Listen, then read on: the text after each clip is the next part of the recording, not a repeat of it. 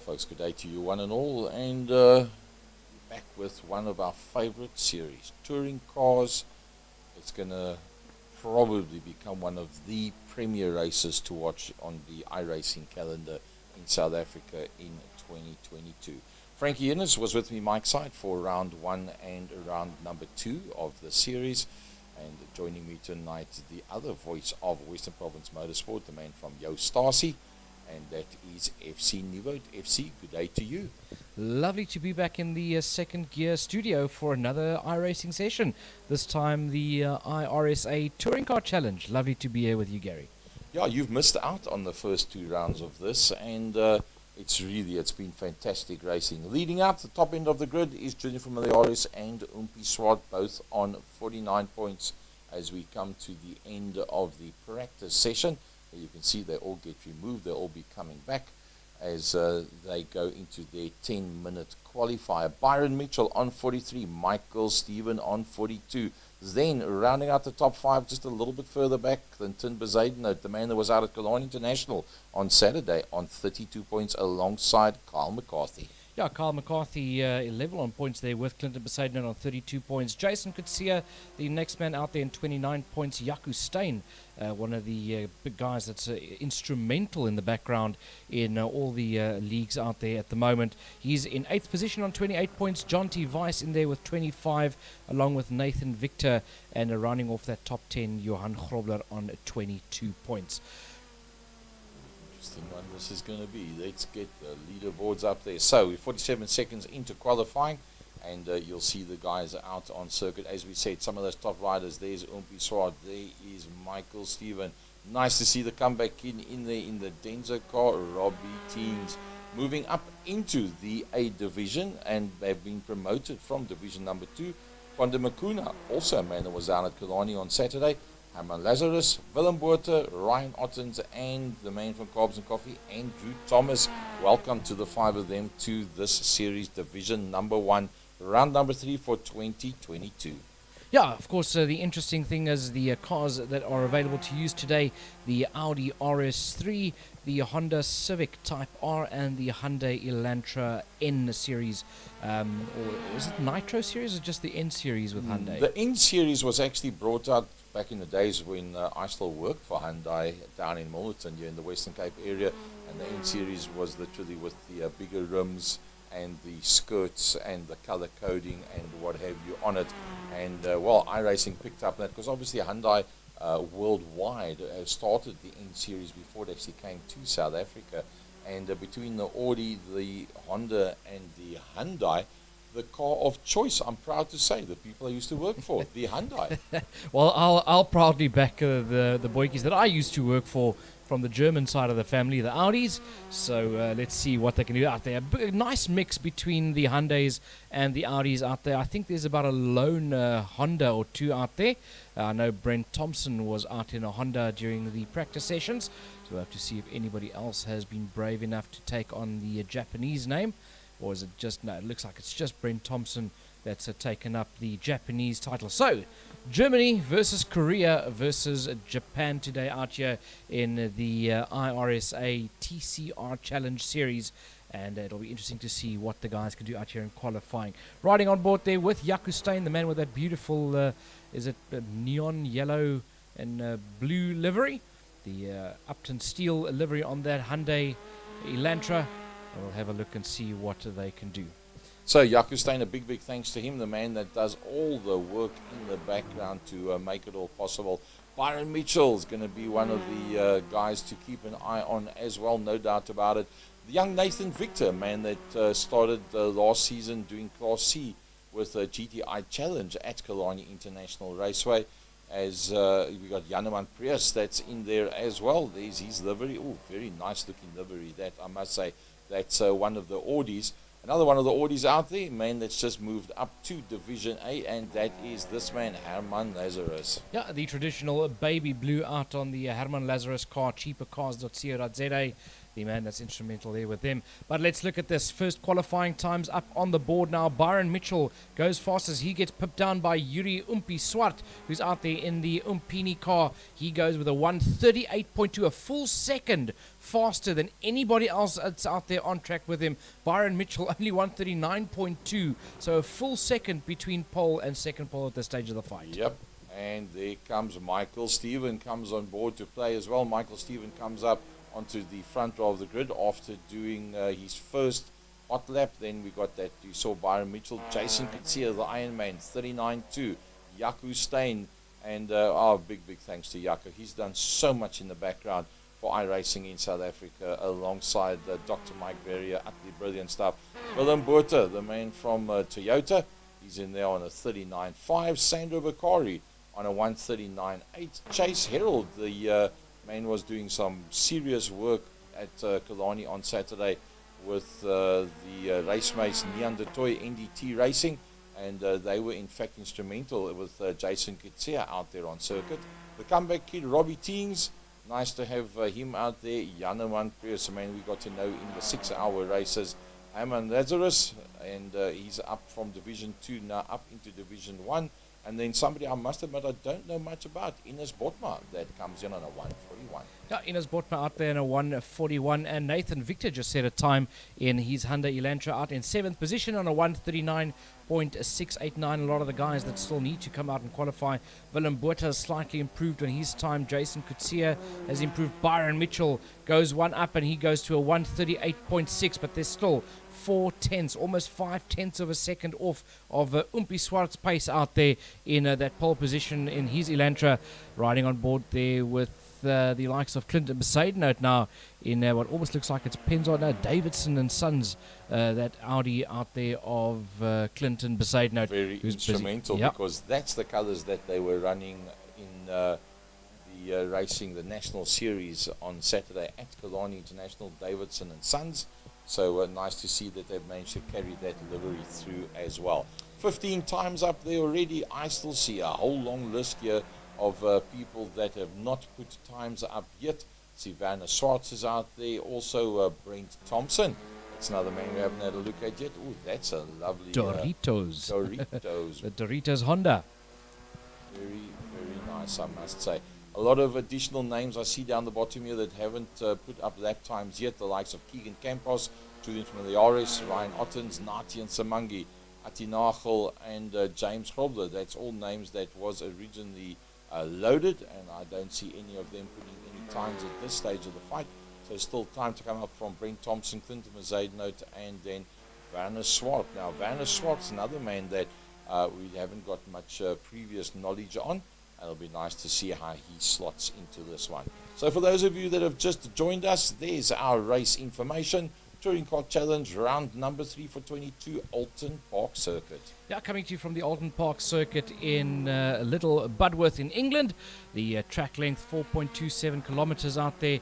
And, of course, commentary brought to you today by myself, FC Nevote, and Gary Fleming, and the team here from Second Gear Productions for round number 3 of the iRacing South Africa Touring Car Challenge. And let's have a look who we're on board there with. Byron Mitchell, busy trying to improve on his time to try and catch up there to Swart and Stephen. At this stage of the fight, Umpi Swart leading them on a 1:38.2. Michael Stephen on a 1:38.65. Byron Mitchell on a 1:38.66.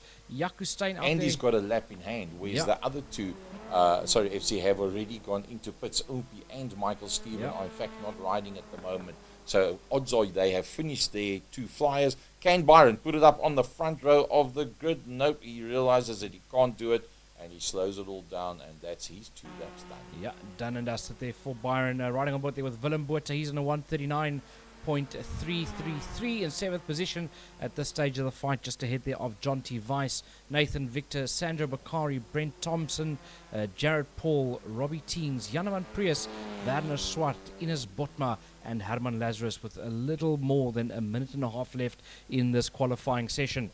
Riding on board there with Brent Thomas in the Doritos Honda. Now we're back on board there with Clinton Besaidenout in the Davidson and Sons Audi. Oh, as he makes a big mistake. That's not something you want to do in qualifying. No, and unfortunately he started out pretty late. He hasn't put in a flyer yet, and he's gone automatically back into the pit lane. Now, 8 minutes 47. I don't believe that Clinton Bezuidenhout is going to be able to put a full lap in. It's still Brent Thomas that's out there on circuit, but he's just idling around. So for those of you who are not regulars watching this form of motorsport, you get a practice session of 20 minutes. Everybody goes out, they can see one another. Then when each driver goes out, sitting in his rig, in his man cave, at home, wherever he is, he goes out on circuit, and he then only sees himself out there on the track, nobody else, while he does his qualifying. And as soon as you've got a clean lap, it will then come up and show on the side of the screen. That is the 17 that we have there.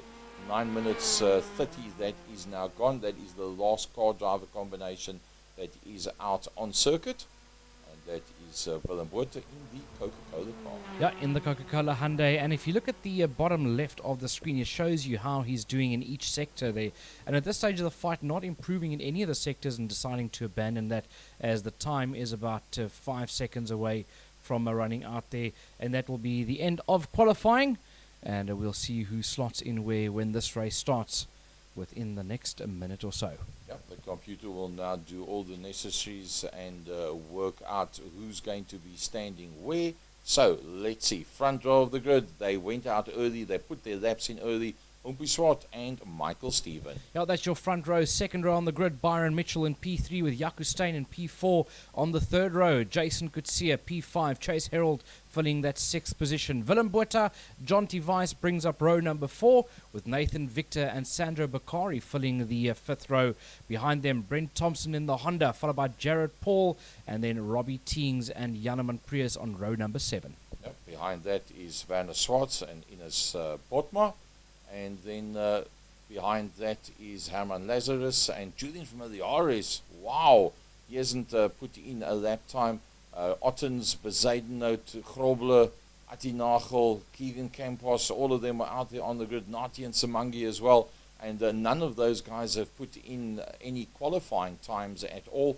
So if they're out there, they're going to be starting off the back end of the grid, and that's going to be something else. Yeah, that's going to be something to watch. And it looks like a couple of guys that got promoted didn't make it to the race today.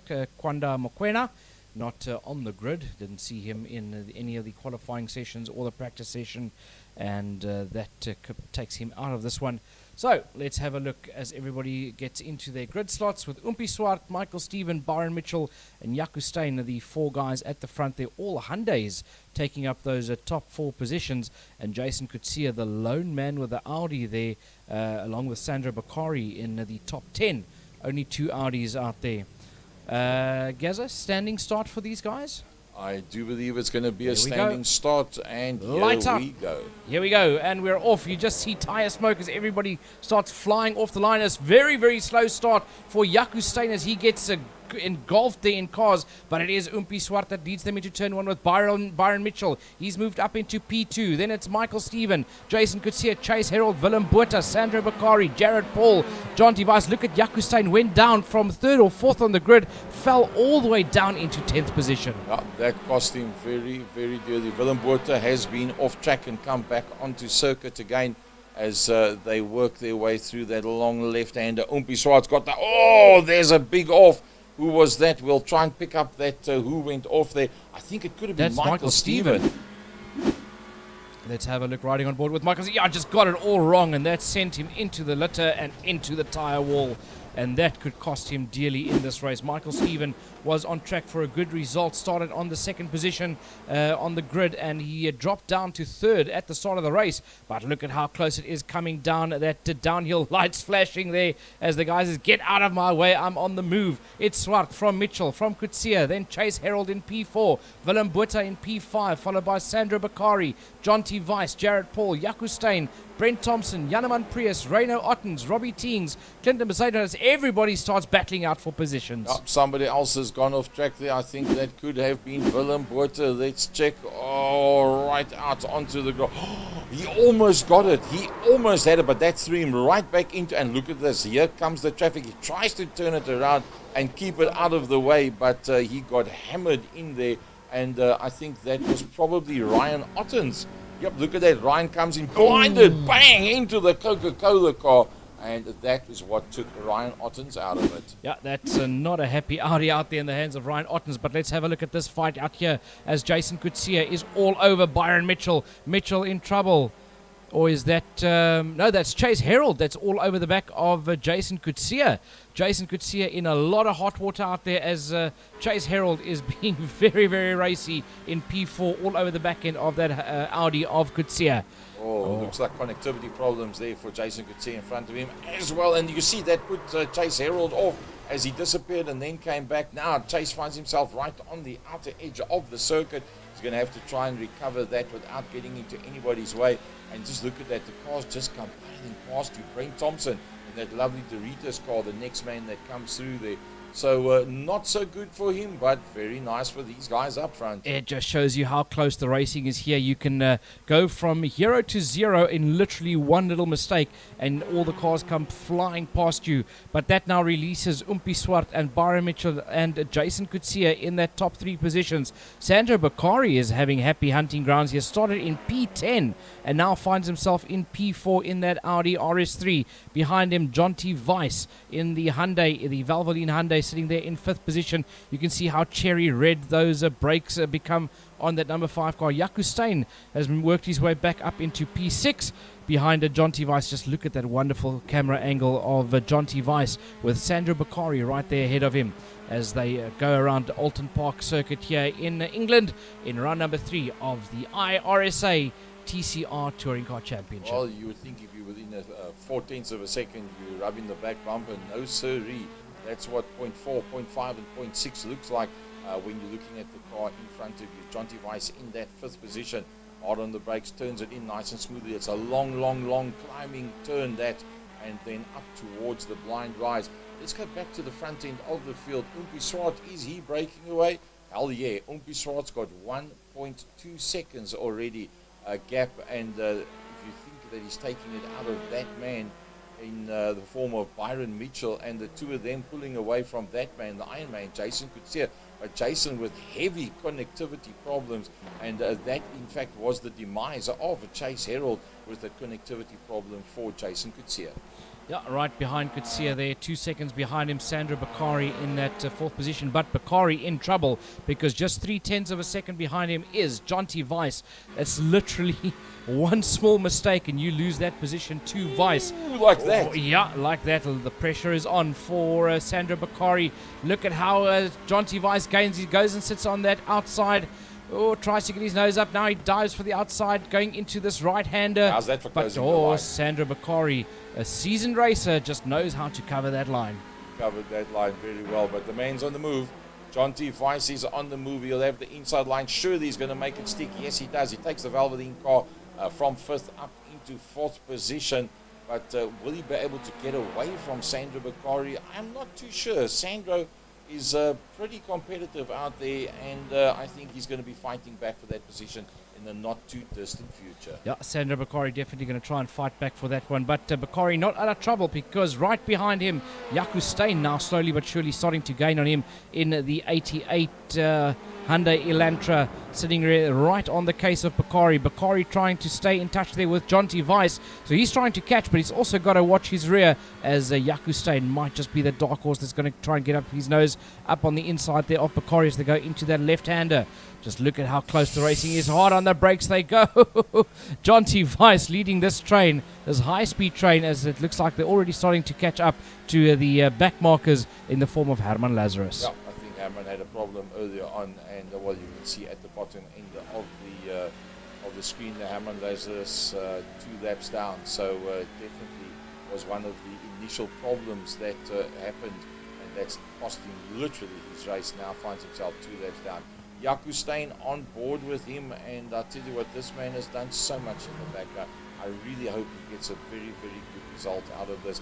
Talking about good results, it looks like Byron Mitchell is in fact starting to close up on the back end of Umpi Swart. Yeah, he's got that gap down to under a second, 9/10, 8/10 of a second. Behind Umpi Swart is Byron Mitchell. He's the man on the hunt. He's going to try and fetch that Hyundai Elantra of Swart.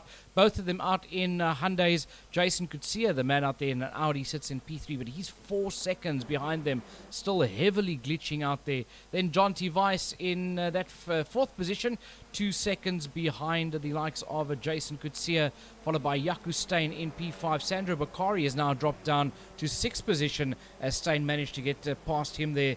Jared Paul, man out there in the Hyundai, he's a second adrift there from Bakari. Behind him, Clinton Bezuidenhout in the Audi, 1.7 seconds behind Paul. Then Brent Thompson, the lone Honda out there, battling it out in the Doritos-sponsored Honda, just behind Clinton Bezuidenhout. And Robbie Teams, the comeback kid, rounding off your top 10. Look at that battle behind that. Wow, isn't that something else? And Werner Smit finds himself at the tail end of that and looking forward from Werner in the cockpit.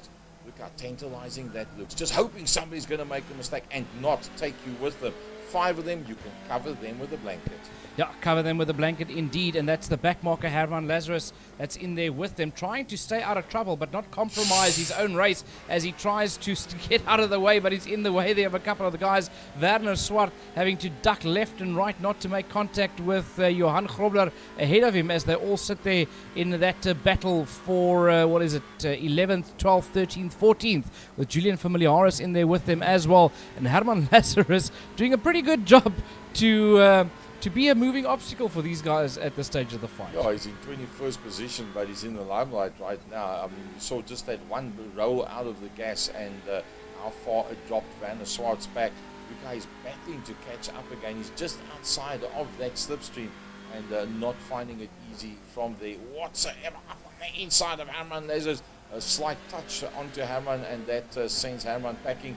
Well, he was a lap down, so I suppose, you got to stick it in there and do whatever you can. Yeah, Johan Grobler saying, listen, Herman, nice doing battle with you, but get out of my way. Yours. But Gaza, I just picked up something. If you can just head on over to Umpi Swart and give me his personal best time. That was on his last lap now. That was faster than his qualifying time. A 1 minute 38.173 is the time there from Umpi Swart, and he's already pulled up that gap again ahead of Byron Mitchell as he is showing his intent. He says, Byron, I'll let you catch up to me, but hey, if you want to pass me, it's going to be a lot harder than that, mate. Well, they, in fact, are the only two to break the 39 barrier. Jason Kutsia on a 39.1, a 39.4 for Jonty. Jaco on a 39.2. So that means Jaco is probably going to be closing on the back of Jonty. Remember, that is not last lap time, that is fastest lap times. If we look at the last lap times that they had out there, that'll give you a good indication. Oh, Jared Paul, a 39.417, a personal best for Jared Paul. Jaco Steyn on a 39.2 and a 39 dead for Jonty. So Jonty holding station in that fourth. But nice to see that Jaco's up there in the top 5. Looks like Clinton Bezuidenhout's going for the pass. Yeah, Clinton Bezuidenhout is right there on the case of Jared Paul. He's waiting for a mistake, tried to cut the corner a little bit there to gain some track, but he is on the charge to try and catch up to Jared Paul. Jared Paul, let's have a look here. That's Jaco Steyn. What happened here? Went a bit off there, went onto the rough stuff. That's not where you want to be with a hard charger behind you, but luckily managed to save that one and stay out of trouble. Very well with that one. And here's Johan Grobler that turned in. The front just washed away. You don't often see that. He must have been heavy on the brakes and turned in very sharp as you saw that front end wash away from him. And, he managed to catch that one back to the front end of the field. Back to the front of the field, as you say, Gaza. Yuri Swart leading them. Behind him, Byron Mitchell in P2, 1.4 seconds behind him. Then in third, 5.5 seconds behind is Jason Kutsia in the Audi RS3. In fourth position, John T. Weiss, 2.9 seconds adrift from Kutsia. Behind Weiss, 1.2 seconds, that's Jaco Steyn with a gap of about 0.7 of a second to Sandro Bakari in P6. Jared Paul finds himself in a P7 there, 2 seconds adrift from Sandro Bakari with Bezuidenhout right on his case. Clinton Bezuidenhout is keeping that Audi right on the tail there of Jared Paul in that 8th position. Brent Thompson in the Honda, he sits there in 9th position, 1.6 seconds behind Bezuidenhout, with Julian Familiaris rounding off your top 10. Well, just think with the life, picture yourself the life of a flicker.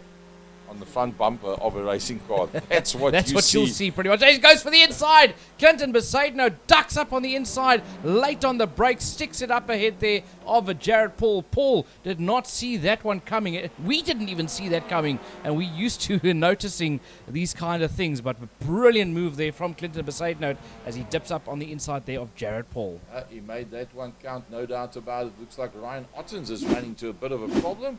Let's see what happened with Ryan. Too many cars, too small the area. Ooh, how do you... Brilliant recovery, Ryan. Welcome to the series and a lovely recovery coming back from no man's land to keep it all together. Yeah, that would have been a very, very sad moment if he could not catch that, but that was a brilliant catch from Ryan Ottens. He's down there in 20th position, but riding on board with your P10 man, that is Julian Familiaris, a brilliant driver. Ahead of him, you've got Brent Thompson. He's in that battle there with Brent Thompson to try and catch him, who's made up 2 positions, but Familiaris, who didn't put up a time, he's managed to make up 8 positions from the start of this race. Yeah, no, big difference there. If you look at it, the biggest winners and losers, Jaco Steyn going 1 down. And, well, look at that. Chase Herald, 11 down. And remember, Chase was caught out by the flashing of the car in front of him. And that was the Ironman Jason Kutsia at that caught Chase Herald out. And that's cost him very, very dearly. 11 down for Chase, 11 down for Willem Botha. Michael Stevens, 17 places down. It's not working out very well for him. But, oops, somebody else has just gone off circuit there. That was Brent Thompson. I think it was. Let's just have a look at that one. Was that Brent Thompson? Yeah, the Doritos car. Yeah, just ran it completely wide and no way of saving that one. Just slid it onto the grass, but he kept it out of the wall. That's what's most important. Get it back onto the circuit as quickly as possible without any damage. Just ran it out wide, kept it out of the wall. Got a hold sway, and Ines Botma also had a bit of an off track as well. Almost looks like the same place. Yeah, a lot of people get caught out. It's like a blind rise over the top that you got to get over, and that doesn't make life very, very easy. Janeman Prius sitting on the back of a multi-car battle. Janeman Prius out there in 16th position. He's right on the case there of Atti Nagel. Ahead of him, Johan Grobler. That is the 2 main guys ahead of him, but that whole train ahead of him, that is Nagel, Johan Grobler, Ines Botma, and Werner Swart. We've seen that battle earlier on already, but Janeman Prius now getting into play with these guys as well as that high-speed train goes around Alton Park Raceway in the heart of England. And let's see if Prius can catch up. He's 8 tenths behind the likes of Nagel. Nagel 7 tenths behind Grobler. But Grobler looks to be the main man on the move there behind Ines Botma, as he's just 3 tenths of a second on the case of Ines Botma. It's so tantalizing. You're lying in 16th position. What have you got to lose, really? I mean, you're not even in the top 15. And then you see them racked and stacked in front of you. And they're starting to fight one another further up as well. And you just want to get a piece of that. Johan Grobler now less than... he's made the pass on Ines Botma. Up on the inside goes Johan Grobler. Makes that move stick beautifully as Ines Botma had nowhere to go, but Botma now fighting back. He's going to try and get his nose up on the inside. Does he leave the door open on the outside there for Atti Nagel? No, just not. But Johan Grobler has done enough to solidify that position, and Ines Botma dropping down into the clutches there of Atti Nagel. I tell you what, he's coming closer and closer all the time. He wants a piece of that one pretty badly, and it was almost a double passing maneuver that happened at that stage of the fight. Right in there behind him. Let's go on board. Let's ride on board there, Gazza. We're having so much fun in this race. We haven't even noticed we've gone past the halfway mark in this race. And riding on board there with Atti Nagel. Atti has got the view of Ines Botma right there ahead of him. He knows he can catch up. He's been on their case this whole race, and he knows he's seen Johan Grobler do it. But look at Botma now trying to get his nose up back on the inside there of Grobler. There was slight contact. You could see the tire smoke from both of them as they were hard on the brakes to try and get past there, as Ines Botma is desperately trying to regain his position and get away there from Atti Nagel. Atti Nagel using that. Look at that. It goes into the red. Eventually it says shift. Anytime now you can shift. He's using all the revs, all the curbstones and more. Oh, using the grass as well, but he gets good drive. he gets good drive. It actually worked for him. That worked pretty well. He's right up along the outside. Now he gets back onto the grass. That's not where you want to be, as that almost cost him. And now he falls back into the clutches there of Janneman Prius. Prius now starting to apply pressure to Nagel. So Nagel's got to catch Botma while Prius is trying to catch Nagel. This is going to be some high-speed action. Well, while they're busy with that, Jaco Steyn has decided it's time to close up onto the back of Jonty Weiss. He's got himself inside of a second now from the tail end of Jonty Weiss. Jonty 4 places up. That means that he's actually passed Jaco early on in the race, and Jaco now trying to recover that position from there. Another man, we spoke about him earlier on, that's on the move, Clinton Bezuidenhout. Yeah, Clinton Bezuidenhout, he's the man that's moved the most so far, up 12 positions from where he started, and he's chasing down Julian Familiaris, who's right there ahead of him on a circuit. Let's see if Clinton can close it down. He's under a second behind Familiaris. Familiaris sitting out there in 7th position. He's about 2.5 seconds there from Bakari. But let's run down the order there from 8th down to 9th. It's Jared Paul in that 9th position, being chased down by Brent Thompson in the Doritos Honda. In 10th place with Robbie Teens, the man occupying that 11th position. Looks like that's a bit of well, that's just swapped around. Yeah. Robbie Teens moving up into 10th. Yeah, that was Brent Thompson. Let's check what happened to Brent Thompson. Clipped it pretty heavily on the entrance to the first corner, and he had to try and recover it to stay on circuit, and that's what cost him on the exit of the corner. It took Brent a little bit further down. Janneman Prius still involved in that 3-way battle. Can he close? Well, he's into 0.5 of a second, but he just doesn't have that extra little bit to get in. Yeah, he's actually dropped down quite a bit now there from them. He was under a second. He was about 0.5 of a second behind at one stage. Now it's dropped down back to 1.2 seconds. But look at this Ati Nagel. He's going to try and make that move. Stick on Ines Botma. Botma runs it completely wide. He's got to drive, but it looks like Nagel's doing enough. He's alongside him coming down the main straight. Ines Botma, how's he hanging onto this? Late on the brakes goes Nagel, shoots by, and Ines Botma just had no answer for that one. Well, at one stage he disappeared off the screen with a bit of net code there, but when he came back he was still in the right position. He hasn't given up on that one. Remember that Janneman Prius is the man that's right in there behind her. Just a little bit further forward, Werner Swartz is now starting to put the pressure on the tail end there of Brent Thompson. You can see somebody went off just before the apex of that corner and has thrown a bit of dust and sand onto the track, and the guys picking it up as they come through. Let's not forget about these guys that are up front. Umpi Swart. Yeah, Yuri Umpi Swart leading this battle out there in his Umpini Hyundai Elantra. Behind him, Byron Mitchell in P2. Jason Kutsia 10 seconds down the line there in 3rd position in the Audi. Then Jonty Weiss, he sits there in that 4th position. Behind him, we've got Jaco Steyn. Then we've got the likes of Sandro Bakari, Julian Familiaris, followed there by Clinton Bezuidenhout coming into the shot there. But let's look at Familiaris there now. Clinton Bezuidenhout coming through in the Davidson & Sons Audi. Behind him, Jared Paul is the man in 9th position. Catching him with the camera there, coming down that straight. In 9th, the 37 Elantra of Jared Paul, with a comeback kid, Robbie Teens, running off your top 10. Yeah, Robbie Teens in there, and well, he's ahead of Brent Thompson, not by very, very much. Oh, look at that. It's action-packed behind him. They side by side as they come down towards that first right-hander. I must say the guys are showing lots and lots of respect for one another. Julian Familiaris is on another attack. Yeah, Familiaris on the attack there of Sandro Bakari. Bakari and the Audi, not too sure where to place that car because the Hyundais are just gobbling them up. Look at that, how close it gets. It's Familiaris up on the inside. They're side by side going down the straight into that right-hander, and it is Familiaris that moves up into P6. Wow, what a brilliant dice, I tell you what. Entry into that little complex there, you have to get it just right. Otherwise, it costs you dearly on the way out.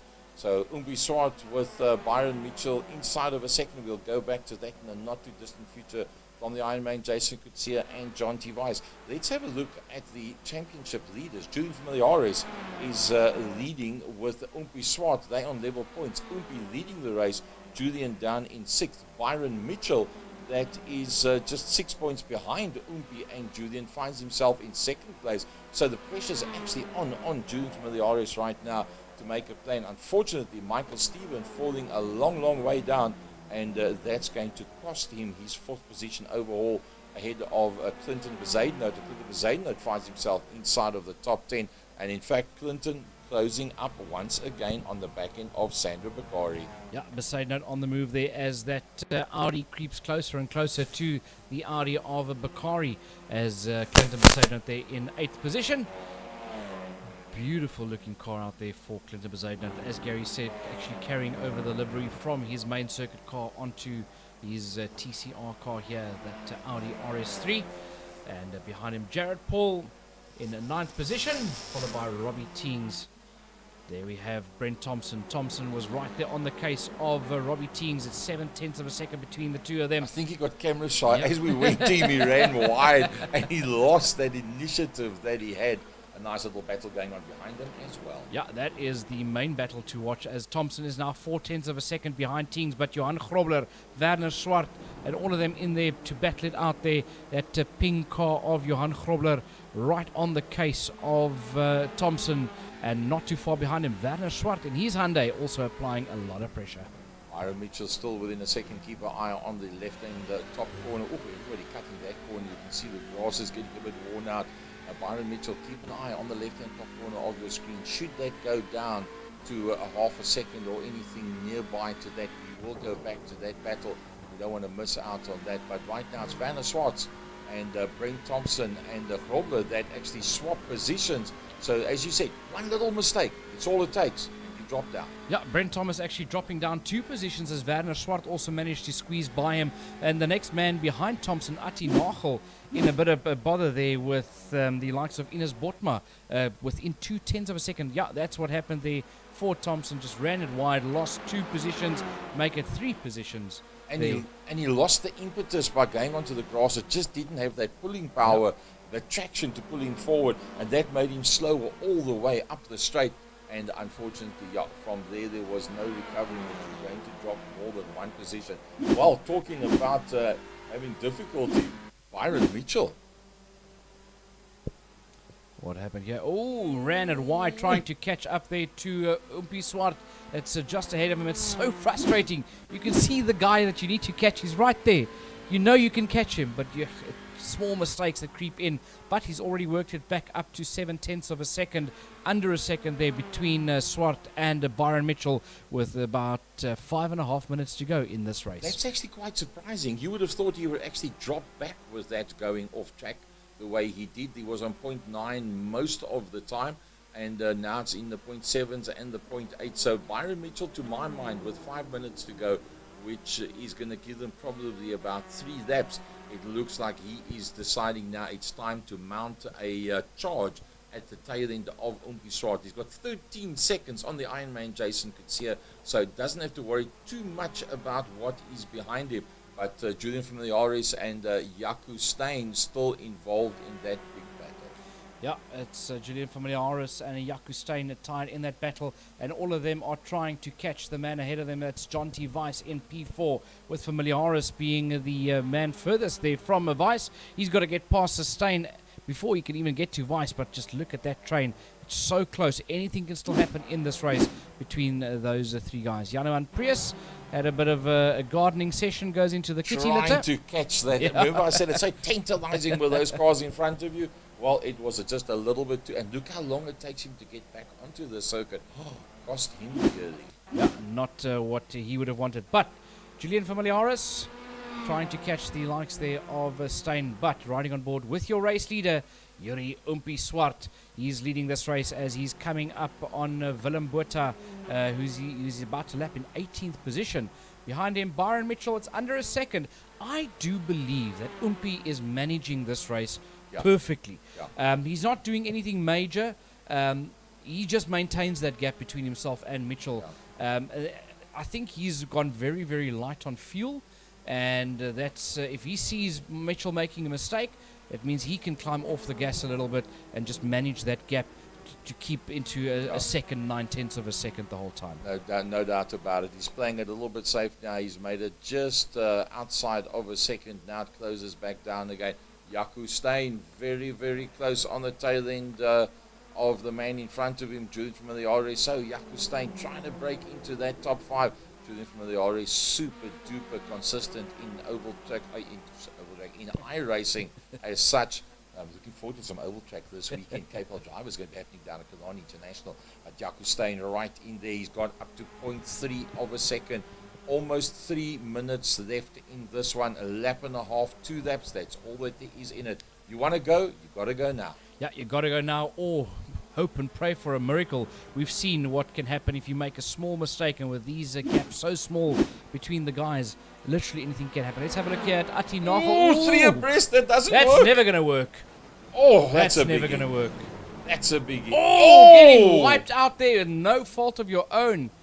That has got to hurt. Oh, I tell you what, and that's going to have massive damage on those motor cars, there's no doubt about it. And it was such a magnificent battle all the way, and well, but that's what it's all about. If you haven't got the will to get to the front and to push and do whatever you need to do, you shouldn't be out there in motorsport. Yeah, in the words of the great late Ayrton Senna, you're no longer a racing driver if you don't go for the gap. Yep. So problem is 9 out of 10 times when you get to the gap, it's gone. That's a bit of a problem. 0.9 for Byron Mitchell. I don't believe he's going to be able to take one Honda past another in front of Umpi Swart, the man that came second overall in the National Polar Cup Series to Leighton Fourie in 2021. Started this season brilliantly and had a lovely day on Saturday.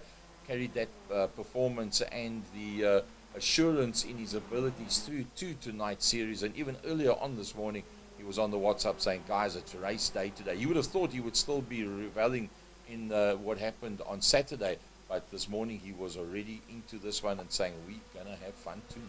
Yeah, Umpi Swart making a big claim out here today with that Hyundai Elantra N Series car of his, Umpini, and literally managing this race beautifully, just maintaining that gap at 1 second, 9/10 of a second, and every now and then again Byron Mitchell gets the idea, right, I'm closing, and then Umpi just opens it up again. I think Umpi, almost like, this is going to sound terrible, I think Umpi lets him get a bit closer, so he tries just a little bit harder, so he makes a mistake, and that takes the pressure off once again.